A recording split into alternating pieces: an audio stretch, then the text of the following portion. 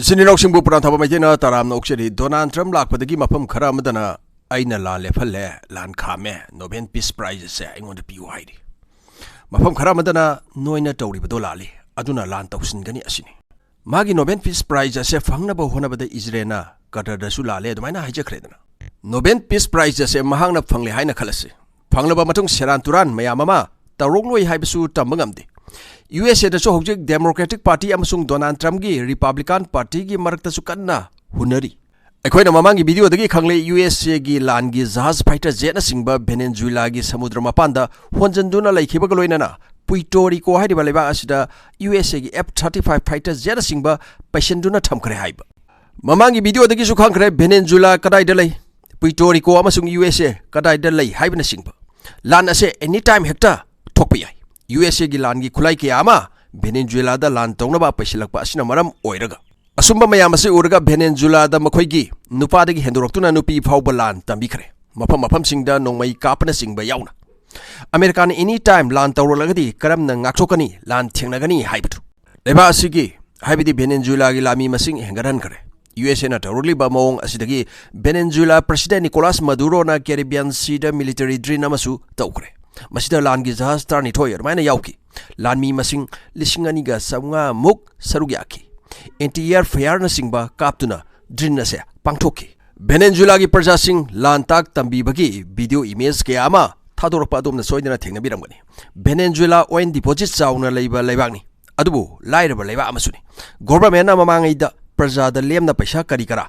adumaini yamna pirami Yamna apikpa mongda singdrabasu yaba longi mongda kayama sumaina mamangai da piba toromi asigi government gi system asidagi prajasu thabak tawba tale asumna Venezuela gi economy ase sokpa hawrakhiba makhoi currency VEF Venezuela Bolivar pretty gi belusu hantaraki Venezuela da thawlaidi madu wak tawnaba atopa company haibdi atopa leibak gi company singlaglagasu thabak khara tawramlaga thadolaga dumaina satkibase sumbase yam toina thueba manungda suma pandasu USA na thugaina ba honaba asidagi Example, Russia di masagi tau pasana thokpani na Venezuela dagi tau lai gi haragloi. China tau lai di Venezuela dagi. China dagi Venezuela lapi haiba khoina khanglabo waphamni. China gi tau holiba jahasing asida su USA gi khut thingjalaga apan ba piba ngakta thokpajani. USA gi lan gi jahazna tahondraga su khunek thadolaga taholaga loire. Aduna bu USA na Venezuela da sanction mayam ama thamjaliba asini. Venezuela dagi kariguma tau lai ga di lai di baleba aduda tarif thamjangani haina sumaina Kihenba mamang dalai kred. Isininaw singaina masigi video image kayama Twitter X ta adumaina thaglakpa kayama thengna bigani amutang check tawbiu Venezuela da nupi ahan yauna lan bu songna ba ngamgani hairabadi songna na bagi sem sakre tambi khare bam khoisi siren ga khongdana kayama training tawkre siren khonglaglagadi haibidi lan songna ba ngamloi da miyoi singa do karigomba USA na landar lagadi asuma makhan gi siren khonglagadi asuma bhapam da lotlu haibina singba kayama tak tambi khare Masi hiyo amasuni aduga lanse haure haina khalasi nongthaktagi America na thugaibe yaba thugaigani hatpa yaba hatkani adubu Venezuela pak loksin ba haibududi matam sangani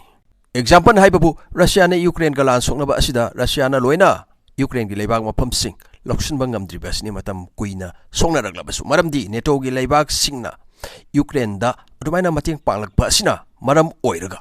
Asumna Russia China kariguma Venezuela amasung USA lan songna raglaga di direct lan yawrak loi khulai di mateng panglakani aduna lan haubalai loisenba lui akoina su khangle Latin America da Russia amasung China gi power hengalakpa ase America gi di khudong thiningai ni haibse aduna mamangi matamdagi hauna Latin America gi leibak singda USA na yaba leader ama thamduna laki madu hojik su pamle Nicolas Maduro USA na yade haiba akoina khangle hena China amasung Russia ga su naksanai haibasu Masi USA gidi khwaidagi sauning ba haibaduni aduna Nicolas Maduro loktholaga USA na haiba ingedaba leader ama Venezuela da purakpa asini USA gi pandam haibabu hoi Venezuela ni sagi karbasu tawi haibidi ekhoina loina khanglabo waphamni tasengna maksu tawi masi lotna lanna USA da thazlai aduga USA gi mang tangna ba honai haibagi maransu sididana men maranje sidaneba aduga USA na yengimena kari Venezuela da thokliba thawasi maranama sidragadi karamna lan tawsangani Nicolas Maduro su nisa karba sauna tawba makokni ma phabada paisa sauna pigani haina mamangdi USA na dumaina lauthokiba laikhredana $50 billion asembagidi Venezuela gi thaw pamba haibidi USA na control tawba aduna control se tauna ba honabada Nicolas Maduro da maranama si bahana tai lan toksana ba honabada asuma mayama se aikoine Iraq da ukre Libya da ukre kari su khena banati samane mafam khena bagi wadani lan hoba haiba bu isini noksing khara khara hona raglabani USA na Venezuela gi bot hi ama mamang da nisa pui haiduna kapkhai dana mioi tramathoi hat ki ba dumaina laikredana confirm oi besunati nisa puri bra pudabra haibidu masida Donald Trump na phongdorak pasulaiki Venezuela dagi nisa sing ase aikoi da lona puslai aduna aikoi gi mioi sing kannabagi damakta Venezuela gi board hi ase kapkhai bani haina haibidi kapkhai ribe hi ase nisa karwa toba mioi sing ni asini isini noksing USA na Venezuela da landi soidana tawgni tanja saba matang aduni hojik ngai ribase USA na makhoi gi warship USS Gravely USS Jensen Duham amasung USS Samson thajanduna thamkhrabani nisala lonba sing ase mang talu hatu haiduna asumne USA gi langi jahas sing asina Venezuela gi board hi manga thukai kare September gi tang 1 amasung 2 gi marak ahing nong yaida ama madudani mioi taramathoi laikhidi hairibase September gi tang 15 da ama September gi tang 18 da ama ngarang October gi tang 3 da ama maduda mioi mari adumaina laikhidi USA ki Defense Secretary Pete Hegseth na haiba ase ni sapu ba board hi ni aduna landaba se sathaduna laiki gani asini ngarangi hi da landaba asigi video su Defense Secretary gi Twitter X ki post dumaina thagalaki asumne USA na lokolali ba khongthang ase pa hantukloi haiba se Venezuela gi President Nicolas Maduro na su khangbani na makhoi gi su misem yauna lan tamandana adumaina sem sakredana Russia amasung Sena dagi Donald Trump na Venezuela da tawriba asida wa nganglaglabasu landi yawragloi aduna mafam asida US na kariguma control tawkhibada Russia amasung Sena gi su mangjaba ama oigadawribani lan songna ba se mangjagani son gani mioi ke ama sien gani adubo kwisalaglagadi US na ngamkhigani asi khangbadagi Nicolas Maduro na US da peace talk tawnaba haikiba dumaina laikre phaminarga wari sanasi haiduna nisakarba tawbasinga se Venezuela amasung US punminarga phasi punsi tingjansi amutang dilao phaminarga wari sanasi asini akhoi khaktak nate ni sa karba tawriba leiba ase makhoi dadi haidraga akhoi khaktata na khoina haibidi USA na sauri base karigino asini USA di thaupa mani aduna isini noksing Donald Trump na Nicolas Maduro gi peace talk offer ase yakidre reject tokre